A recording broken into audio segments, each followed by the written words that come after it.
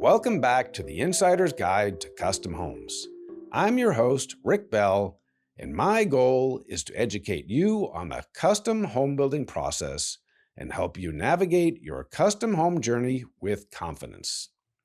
Today, we're continuing our Custom Builder Team series, and we're focusing on a role that plays a central part in every successful custom home project, the project manager. This episode is primarily about project management, but it also touches on leadership, innovation, and how thoughtful growth and brand stewardship support a better client experience over the long term. My guest today is Brandon Nudelman, partner and project manager at Landmark Custom Homes. Brandon has been with Landmark for many years and has grown into a leadership role that goes beyond managing projects. In addition to overseeing clients, architects, designers, and superintendents, he helps drive systems, innovation, and brand growth for the company.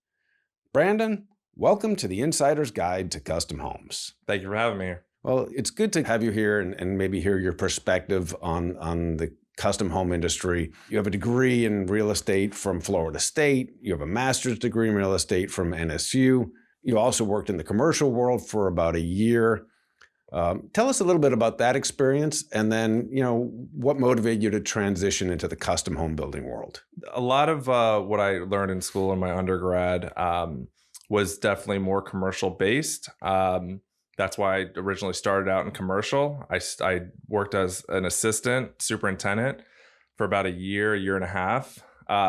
And it was fun. I liked it. I learned a lot, but I always wanted to get into residential construction. Yeah, I mean, you followed your dad, obviously is in the industry. He's not a custom home builder per se, but he's been in the industry your whole life. And he's been my partner for many years. We started Landmark Ranch Estates together after doing a development prior to this. And I'm sure you kind of grew up around, all the conversations, what he's doing. And he's actually the one that sent you, hey, would you mind interviewing my son? No stress here. There's no guaranteed jobs. Just talk to the guy. He's a good kid. See what happens. And it was a fantastic interview. It really was. You're bright, obviously. You're motivated and forward thinking. I didn't know all this during the interview, but obviously it's panned out really, really well. You've been now working with Landmark for 11, 12 years? 12 years, yeah. 12 years. Time flies. So great. So when you started, who was your mentor at that time? Because it wasn't me. You were in the field. Yeah. I mean, I worked closely with one of our senior superintendents, Sam Caprio, who's still with us today. He took a sabbatical, but he's back. Yeah, still with us. I spent a lot of time with him, and I learned a ton from him. I mean, when I first started, I really wanted to learn everything about construction. So what were your responsibilities at that time? Yeah, then I was in the field. I was on site for 90% of what I was doing. And I'd spend a lot of time with him. He's very particular about certain things and how certain things are done. And he's a taskmaster, but he's really good to learn from. I mean, Sam has been in the industry forever. Yeah. So what were your jobs? What were your duties when you first started? I was a sponge. I was just trying to learn everything, but I was just assisting him, and he was more really dictating kind of different tasks, different things. But just doing that, spending a year and a half with him, I learned just some really, really valuable lessons. So at that time, I have been doing the schedules back then and kind of feeding a lot of the information. I think the first few months, I think even before you started out in the field, we typically spend some time here in the office. We learn a little bit about bidding and costing and budgeting and kind of the whole world of the subcontractors. But when you get in the field, it's a little bit different. Now you're dealing with the actual sub and the jobs that happen every day.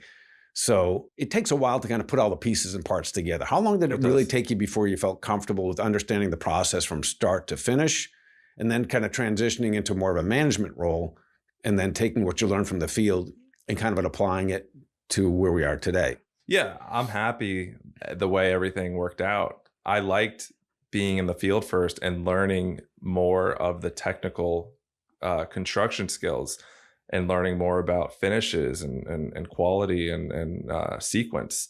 That gave me a really good base to then shift more to project management. And I interview people all the time, and there's project managers, there's superintendents, separate positions.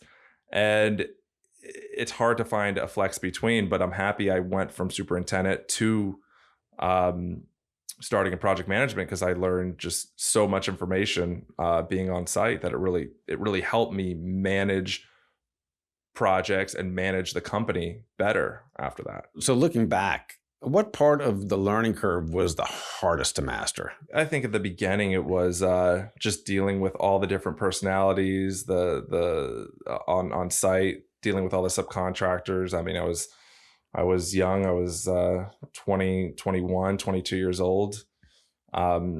Telling subcontractors that knew more than me what it's a little difficult. I remember my first times in the field, and I was the same age, and I'm trying to tell a guy that's 53 years old, hey, by the way, I need you here tomorrow and do this and this, and they look at you kind of college boy. yeah, but it was helpful because I would we had good subcontractors and ones that we still use today and have good relationships with, and they'd sit there and they'd spend the time and explain certain things to me, and I learned a lot from our trade partners, and things I still carry with me today. And even now, if I have a question, I mean, we don't know everything. We go to we're always learning. Yeah, we go to our trade partners a lot to try to find more information, other methods. What are you doing on this project? They're doing some things that we aren't. So it's good to learn some stuff from them. So at what point did your role expand from managing individual projects to thinking about how the company operates as a whole? After I got a chance to work with Sam for some time, I then took on some projects. Well, I had to take over some projects. Yeah, you were the lucky one. You drew the straw when someone had left the company.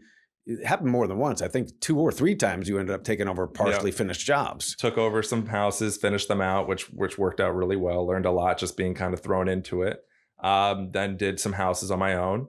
And then moved more to a management position. So when you kind of became a manager, rather than just doing individual projects, thinking about how the company operates as a whole in terms of, how do you handle multiple projects and how do you put all the parts and pieces together? Yeah, well, when we started doing 4, 5, 6 projects, that's where, and I was managing most of them.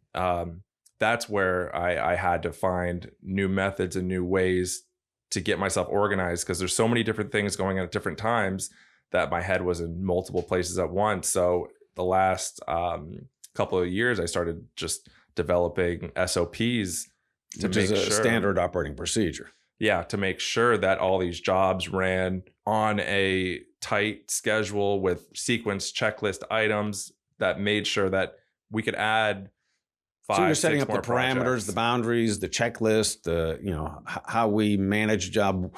When something goes wrong, how do we kind of add to that list? The SOP is kind of a cool technique to manage jobs and be able to pass down. We were talking about that earlier today, how you can pass down that knowledge to the next project manager and have that consistency of quality. Talk a little bit about the SOPs. Yeah. So I've been kind of developing them over the last 5 or 6 years, and it was really just to free up my time. I needed to be able to have information readily available for superintendents, project managers that can go online, look at something and say, okay, this is what I do in this situation. This is what I check off when I'm at this stage in construction. So it helped organize things. It helped us schedule way better. We finish houses much quicker than we used to. It really helped us find problems and conflicts that we had previously, how to address them before they happen. It kind of fine tunes the process. Yeah. Now we have SOPs for both superintendents, project managers, different parts of project management, whether it's bidding and estimating and budgeting, or managing the field and working with the owners and how we coordinate. Yeah. So that's quite a task to be able to put that together. Yeah. And I think the mix of experience of being in the field and being in the office really helped me put this. God, it's probably 1,000 checklist items for a superintendent together. Do you get pushback from superintendents when you bring this up? I mean, we have some really seasoned guys that work in the field with you, and you say, "Hey, I know you've been doing this for a long time, but we have just some things we like to make sure are done according to sequence." How does that kind of resonate with them? No, we have great people. They've all used the list. They've added to the list, which has helped. I mean, it's a constantly changing document, and our senior superintendents, our all of our superintendents add to that list, and it gets bigger and bigger, and ensures that really everything that's supposed to happen happens. And it keeps mistakes from happening, Yeah. I think, as well. Yeah. I mean, look, mistakes happen, and when they do, I don't want them to happen again. So they get added to that list. Check this, check that, and some of it's not mistakes. Some of it is just a double check. A lot of our clients, when they're going through this process, and they're not looking at the plans in depth, and they're not looking at let me make an example for a shower drain. They're not looking at the location of their shower drain. It's a small detail, but an owner might have thought, hey, I thought I was having a linear shower drain. Right. So if this doesn't come up in the conversation, it's just a bump in the head. Hey, let's go and double check with the owner. So now I have, just like on our checklist with the superintendent, the project manager has checklists before we pour the foundation. We check with the client and say, hey, do you want square drains or linear drains? Because it's a lot expensive later on to chip up the floor and put something in. And again, these are really small details, but it happens. Owners don't think about those things. And over the years, over the last 10 years, I've had all these things come up with clients, and they've been added to the list. And small details can become a big issue later on. Say you pour the slab and you do find out they want a linear drain. Now you're chipping up just not a little bit of concrete. Now you're having to repitch the entire shower. Or you're having to put it's expensive. It's very expensive and time consuming, and basically you're going backwards. So just that one simple thing can save you weeks of aggravation, a lot of cost out of our contingency in the budget, and keep the homeowners kind of better on track and informed. So it's helped us. It's helped our clients too. It's helped things move smoother. So when you talk about, a homeowner hears the term project manager, how do you explain what the role really means on a high-end custom home? Because that's where the interaction is with the owner. And what's a project manager? Because they hear superintendent all the time. Yeah. Why do I need a project manager? Yeah, they're pretty much the ringleader between the superintendent, the architect, the designer, and the client. They're the ones that manage pretty much the meetings. I mean, there's so many different types of meetings with architects and designers, and they're the ones that have to keep track of everything, make sure that the meetings stay on track the way they're supposed to. Because in our meeting, you can go off in 10 different directions. So it's not just that; it's also the schedule, and make sure the owners make their selections on time. Yeah. Make sure that the architects are keeping pace with your schedule in terms of getting everything ready for permits, making sure the permits following through. So you're a ringmaster, and it's kind of funny because when I talk to the superintendents about this, they're a ringmaster as well, because they do the same thing in the field in their world. Yeah. So we these two converging ringmasters, but there is that overlap and that synergy that happens between the two. That I think is kind of it's a cool thing that happens at Landmark, because that communication is a huge part of what makes us successful, and allows the homeowner ultimately to have a really good home building experience. Yeah. So how do you manage the communication? Let's talk about that ringmaster thing between the architect, the owner, the owner's rep if you have one, the superintendent, all the different parts and pieces of the puzzle. Yeah, typically we have weekly meetings with internally, and that's between the project manager, the superintendent, myself, and every meeting, because we try to do these pretty standardized, and I only want them to last about 20 minutes, so we just touch kind of on all the points in the project, and again go through all of our SOPs and make sure that's all squared away in every project. And then client communication, it's different from client to client. Some clients I talk to 4 or 5 days a week. Some clients I talk to once every 2 weeks, some once a month. So it's really just dependent, and typically over calls, emails, texts. I'm an advocate for communication with clients. I think they need to be constantly updated, aware, and know what's going on in their project. So what do you think would be we talk about having OACs, which is owner, architect, customer or client meetings. Mm-hmm.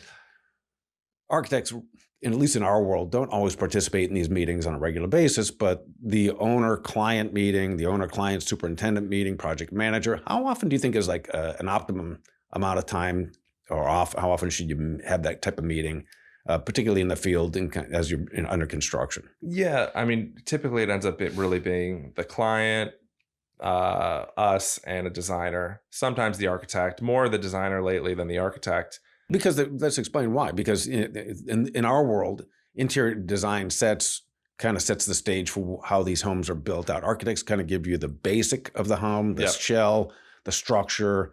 They coordinate all the MEPs together. But when it comes to the guts and the beauty of a lot of these custom homes, the interior designer plays a major role in this. Yeah. No, that they are. It gets at some point, probably about when the house is just starting, it gets more handed over to the designer, and the client works more with us and the designer.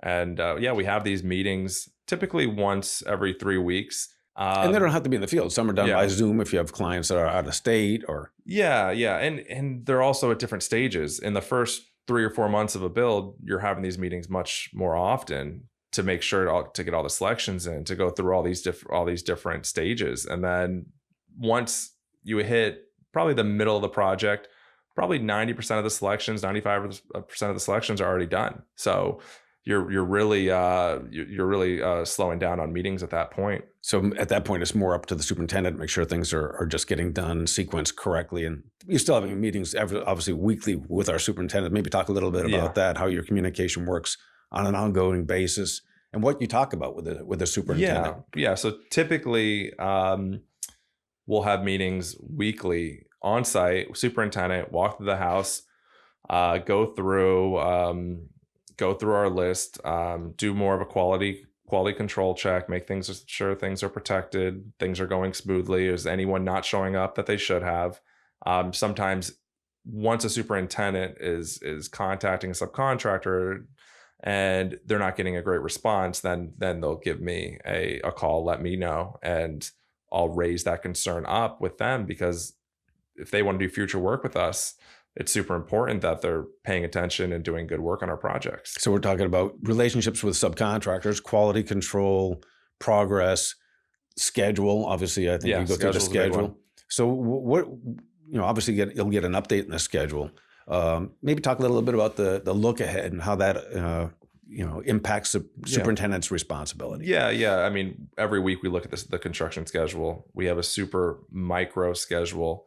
So we look at compared to 99% of the schedules out there, if you're not familiar with construction schedules, a lot of them sequence as in countertops, plumbing, as general line items. And very high level. High level, countertops for the whole house, plumbing fixture install for the whole house. We look at it more as a micro approach. So we look at it on the schedule as every countertop for every area in the house. So we know exactly what stage or where we're at on the project, on what's installed, what's not installed. So we know where we are on a project. We can give a client a real date. Most of the schedules that are more generic, it's too hard to actually understand where you are if it's not a micro schedule. And then this process evolved from, I think, your experience. Yeah. Because I started with more of a macro schedule, and you're the one that kind of took it to that micro level. So explain a little bit more why that has helped you kind of improve the flow. It's helped our time frame on these projects a ton. I was sitting at a point where I'm 60% done with countertops in a house, and the other 40% might take another month. But do I check that item off as complete, or do I go on to the next item? So it doesn't really give you a clear picture. So that's why it takes a lot more time, a lot more work to get that schedule together. But once it's actually done and it's ready, it makes these projects go so much smoother. And the superintendent gets the 6-week outlook, pretty much outlook for a month and a half, and it really helps them run all the projects better. Yeah, because you can't just call a subcontractor and say, "Hey, I need you there next Thursday," because face it, we deal with some of the best of subcontractors, and they're busy. Yeah. So sequence them in properly, I think, is a big plus and a bonus for management of the subcontractor, because at the end of the day, they have to be able to make a dollar, and for them to be efficient requires us to be efficient with their time and their use of their resources. And I think they really appreciate that. Yeah, 100%. They like notice, and And again, I keep on going back to SOPs, but we have it for the superintendent is to notice them on calls and follow up with an email on everything. So what does a well-run project look like in your mind when you go to a project? How do you know if it's going smoothly or not? What's your metric? Looking at the schedule is one of the biggest. I could see if we're off schedule, something's wrong. Um, Visually, when I go to a site needs to be clean, organized, protected. There's the parking lot's filled up because there's people working in the house. So you can walk onto a job site and tell if a job's being run right or if it's not. And I think it's important for all of our job sites. And when a client walks onto a site that they're wowed and they're, oh wow, this is my job site. All this is going on, but it's clean, it's organized, it's protected. So it's important for me, and it's important as a company that we keep a really, really high standard for that. And that standard keeps on going up. So as a project manager, and obviously you're a lot more than that, and we're going to kind of get into a little bit more of the rest of your role with the company, but you're often the face of the company to the client. How does that being the face influence the way you think about Landmark's reputation and brand when you get in front of that client? Well, our reputation means everything. And our project managers know that and are aware of that. And I think when we have to spend a lot of time with our clients and inform our clients and update our clients, we want them to feel super comfortable being able to contact us anytime, being able to have a good experience going through the build. And we do that, I think, very, very well. I think so following that to like the next level, as we continue to grow and we onboard more people and we continue to expand our project management base to more and more project managers in the field, Yeah. how do you transfer that feeling and that responsibility to the new people that we do onboard so they understand how much it means to us to make sure the customer experience is a good experience and they're happy when the home is being built, they're happy when it's done, they're super proud of having built with Landmark? How do you kind of transfer that over to the next generation of the project managers after you? I think just instilling in them that how important it is on the client experience. Most people only get a chance to build a house once in their life, and you really want this experience to be fun with them. And it can be. And you hear a lot of nightmares. I mean, we Yeah. talk to clients that maybe it's not their first time, and maybe they moved from another area where they built a custom home, and now it's a new experience. So, we talked about that earlier today. Feedback from one of our clients who we're just finishing a home they said, "Hey, we really never had this kind of experience before." So how do we kind of transfer that positive energy into the new project managers and make sure that we instill that in their DNA, because that's basically a DNA shift from you to the next person doing what we want to do and continue to grow. I think just going through different scenarios with the project manager, letting him know that conflicts will arise. And it's how you deal with them. Yeah, it's really just how you deal with the situation and what to do. And look, I'm going to be here for our project managers to go through certain situations and scenarios and make sure that at the end of the day, our clients are always first and they have a good experience and they enjoy themselves building their house. And that's always been part of the Landmark culture. I mean, from the time I started in this business, it's evolved, over a long period of time, but it's always been my belief that it's about the customer experience, about making sure that their voice is heard, that we're paying attention to them. And then again, transferring that to a new superintendent or a project manager, particularly that has never worked in that type of environment before. Yeah.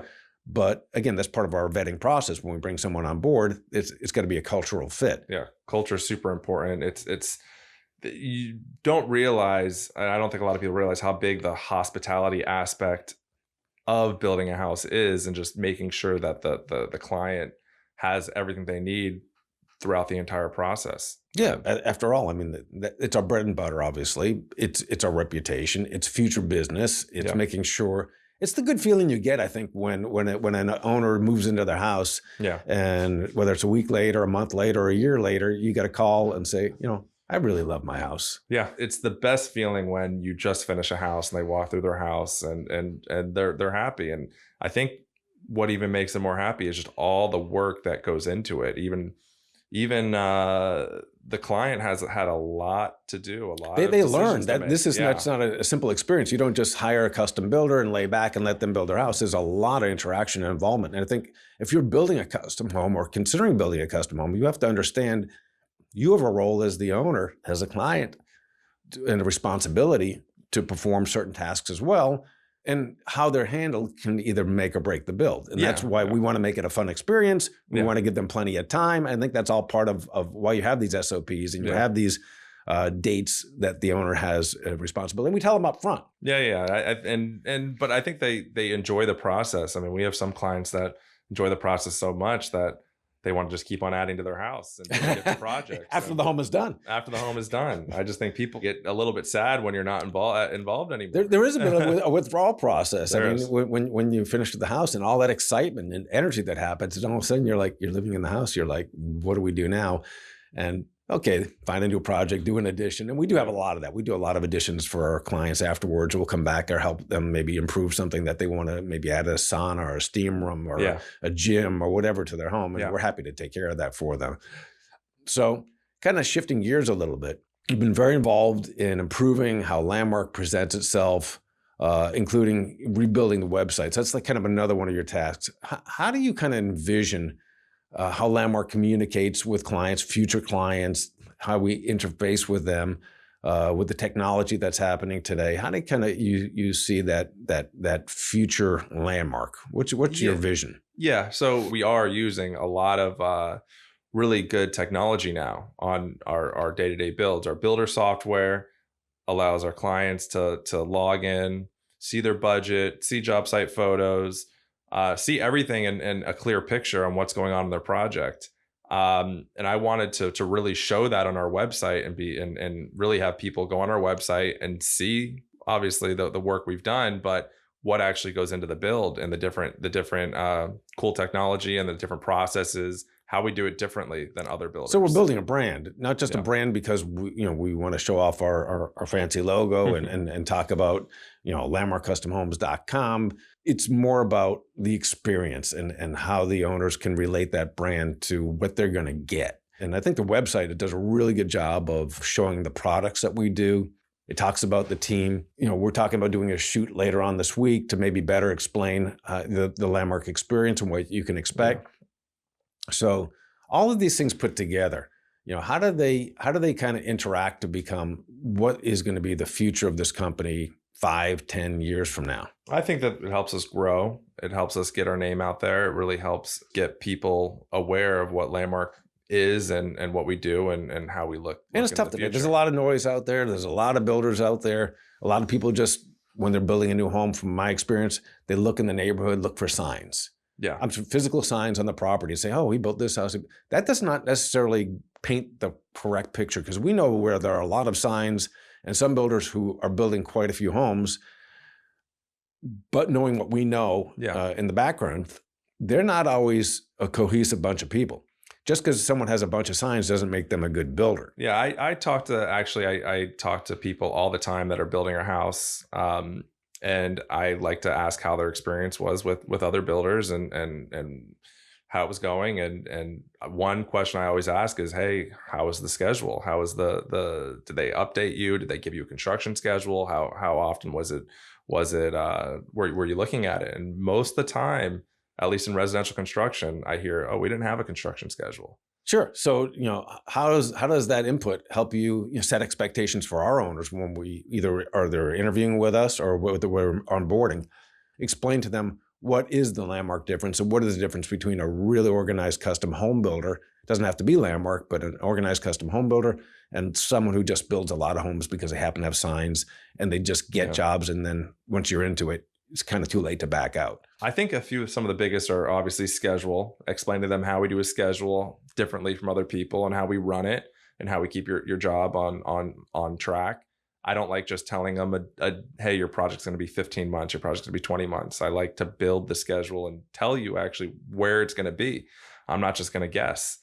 So I think that's an important aspect. Another one is just going back to the SOPs. I go through that with them and I say, hey, I bet you most of the other builders Don't out even have there, these, right? yeah, don't have these. And it was like, I doubt when you get to a stage of when they're roughing in your plumbing, they're going to ask you, what heights do I set your shower heads to? I mean, Right. it's And something then you end up with a gets shower missed. head that's 6 feet high, but you happen to be 6'2", and it's hitting your nose instead of the top of your head. Yeah. And now you got to go backtrack. So, those are the kind of lessons learned and why an SOP is valuable.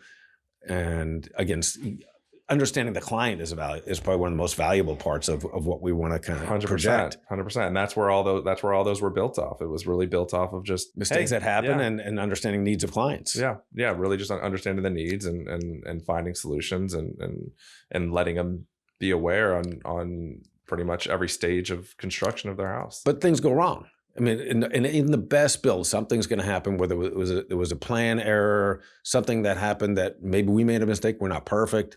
So how do you kind of address these issues that still build trust with our client when something does go wrong? And what's your process of explaining it? I think just we're super transparent in everything we do. And I just think just being upfront and just being transparent on them, on what happened, and coming to them with multiple solutions. I won't go to the client without knowing a fix or a remedy or say, hey, we could do it this way instead. Or never go to a problem without an answer. It's not the modus operandi you want to have, and you want to make sure that, like I said, you give them options because they may not like the first option. Yeah, I found definitely giving options, and it happens rarely, but when things do happen, I mean, there's omissions on plans, and there's things that go wrong. Might go wrong, or might not have been the way that they were expecting them to go, or for something to look. So that's part of your job too. When let's face it, when we're looking at a 2D set of drawings and you're a client, you visualize it one way, but when you see it in real life, it may not be that same way. So then that client then comes to you and says, I hate to say it, but I don't like that finish, or that's not the countertop that I thought I was going to get. So how do you kind of deal with that with a client? Yeah, every situation is different, but it's like I said before, it's just going through it with them and working with them to get the best outcome and to find a way to remedy it. And sometimes it involves extra time, obviously some extra money if they don't like the counter they picked and it was already been fabricated. Explaining it in a way that they feel comfortable that a mistake can happen. Yeah. We do have contingencies built into the budget for things that might go well. Yeah. And it gives them a little bit more flexibility. So I think kind of explaining that to them when that does happen kind of helps soften the blow. Yeah, I'll actually explain one that just happened. So there was we had a client, they installed we were talking about countertops. They installed a countertop. One they selected. They didn't like the way it looked in the room. So as a solution, I mean, I call our subcontractor, our countertop subcontractor, and say, hey, do you have any scrap material? And I had him bring 3 or 4 pieces of samples that I thought would look good in the room. And I showed her, and he swapped it out. We do a lot of work with him, and it was an easy fix, no cost. Right, so you didn't have to even pay for the material. Yeah. And a lot of times our subcontractors have a lot of extra material lying around that we wouldn't normally think about. Or I think some builders might just say, hey, I can make money by doing a change order. That's not the way we think. No. I think at the end of the day, it's not about making money on change orders. Again, it's about customer experience. We make a profit. We're in business to make money, but we do it in I think, a very respectful way to our clients' budget. We are super budget conscious.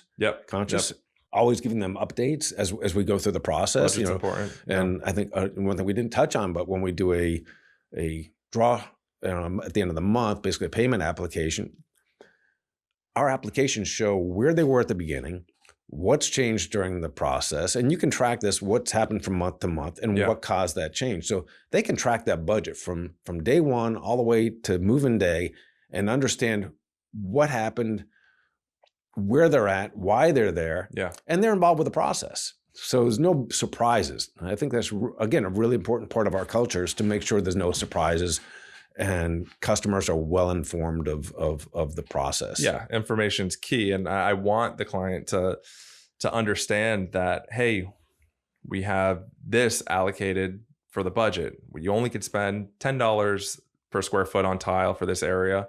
Look, if you want to spend 12 or 13, that's fine, but I'm going to let you know that it's going to impact the budget. It's going to impact the budget, and these little changes over time will overall affect the overall price of the build. So I try to keep them somewhat in check to make sure that they know that every selection that they do, it's mainly a lot of the design selections that they have to also keep in mind the budget. It keeps them in control too. I think the nice part about doing that on a monthly basis, on a regular basis, whenever there's a change, they do have the control. Yeah. They can say, hey, you know what? Maybe that countertop is okay the way it is because I've already spent too much. I just bought this pickleball court I threw in the backyard. Or other priorities. I might want to do a steam shower. I think I'm okay with that countertop because it's going to cost me $5,000. But at least they know the impacts. And I think now what we do, we've been doing this last few years, we give the designer material costs. We tell them, hey, you can spend this much on countertops, spend this much on tile, because when a designer already puts tile and everything into a rendering and gives it to the client, and then I say, hey, that's not in the budget. Nobody wants to hear that. No, I don't want to be the bad guy. Well, it's important to set expectations early. Yeah. So letting the designer know up front, hey, you have this to spend on all these selections. That way, they're not already showing something to the client that isn't in the client's budget. Right. So, pro tip: make sure that you tell your supplier when you're going to say select marble, my budget is X, and that's what I want to spend. And here's the bathrooms I want to do. So take me to the correct aisle. Yeah. Because you and I both know there's marble and then there's expensive marble or countertops or whatever. And it can be $20 a square foot. It can be $2,000 a square foot. Can. We're just put in $1,600 a foot tile a few weeks ago. Yeah. So, I mean, it's all over the board in this custom world, but having a budget that you know is realistic and in line with what you really want to spend, I think that gives the owner a comfort level of we're watching out for their interest. And I think that's super important.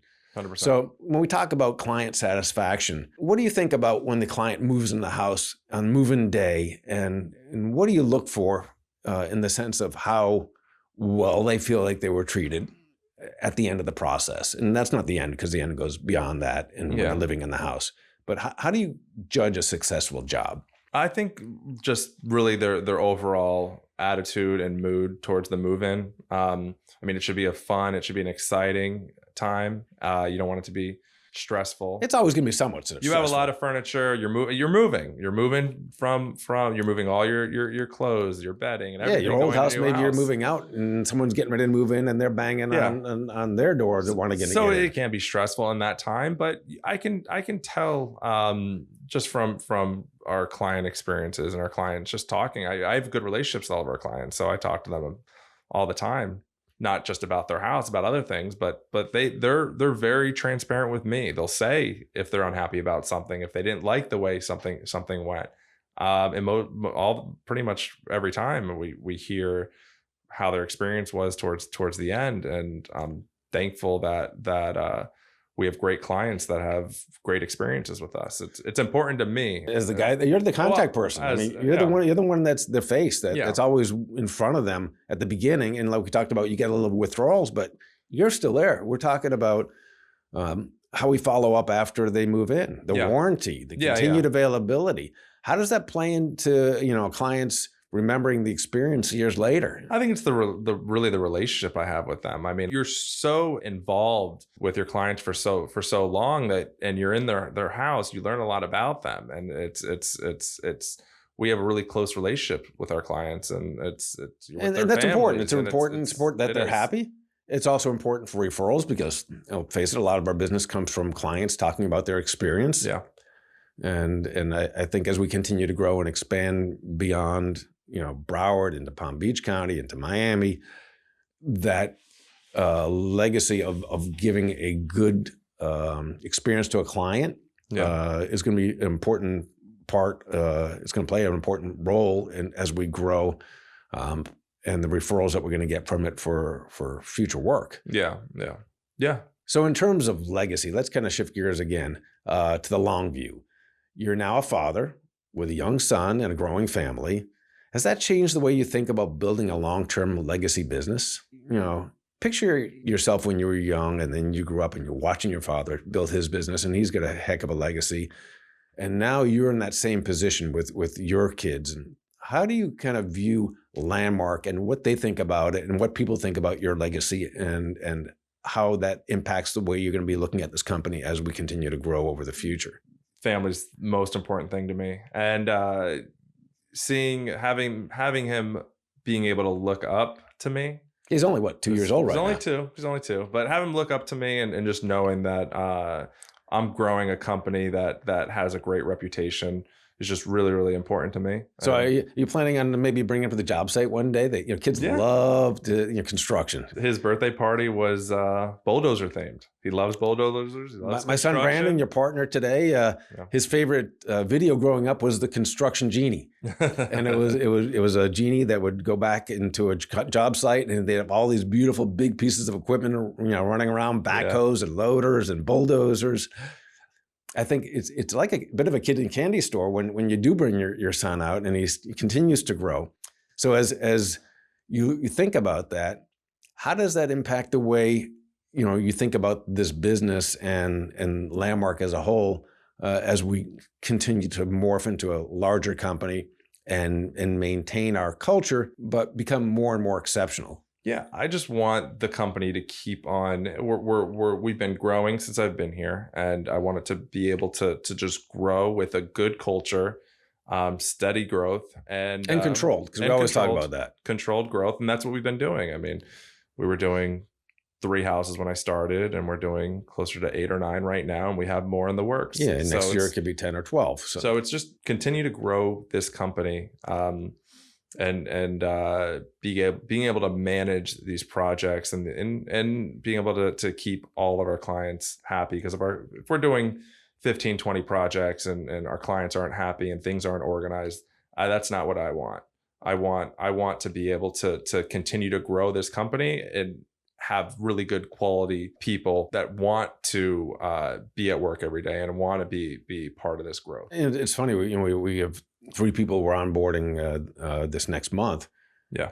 And I think about this class of 2026 is probably one of the best classes we have, because I think we've really got better at interviewing and sifting through those, tens and hundreds and who knows how many applicants we look at. And you do more than I do when it comes to screening them out and filtering out the good from the great. And having an A-level player on your team is a world of difference than having a B-level player. Yeah. So I'm really excited about this coming year. I love the people that are on our team right now. We have such an exceptional crew of people. Everybody, like you said, does care about what's going on now. Yeah.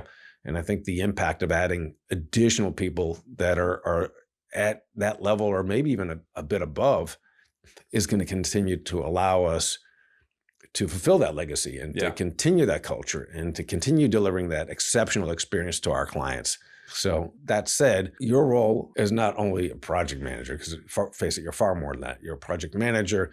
You're in charge of making sure that the culture stays intact. You look after the way we present ourselves, whether it's on the web or whether it's on social media, and how we're portrayed. So all that put together, and all the tasks and everything you do is going to, again, continue to allow Landmark to maintain and actually excel, I think, even and beyond where we are today. And I'm super excited that you're here today explaining your role. I'm excited about my son, Brandon, who's your partner, also being active in the growth and the expansion of the financial side of the company, because the financial health is super important. We didn't really touch too much on that. Yeah. In a future episode, we're gonna bring Noelle Villalobos, our controller, in. We're going to talk a little bit more about the financial side, how that does interact with the field and with the budgeting and the contracting. So the holistic approach to financial management in the field, in the office, customer relations, that's what I'm excited about. That's what keeps me excited. And when I get up in the morning, it motivates me to come to work every day. And I truly appreciate you being here today to explain how project management works and about your role in the company in the future. So thank you so much for being here. It's great. Thanks for having me. For everyone listening, I hope this episode gives you a clearer understanding of how strong project management, thoughtful systems, and long-term thinking shape the custom home experience. If you enjoyed this episode of The Insider's Guide to Custom Homes, please like and subscribe to the podcast and share it with someone who's thinking about building a custom home. You can find out more useful information with all episodes of this show, a glossary of terms, and useful links to learn more about custom home building at the Insider's Guide to CustomHomes.com or TIGTCH.com. Thanks again for listening. I'm Rick Bell, and remember, build your home the landmark way. Relax and enjoy the journey.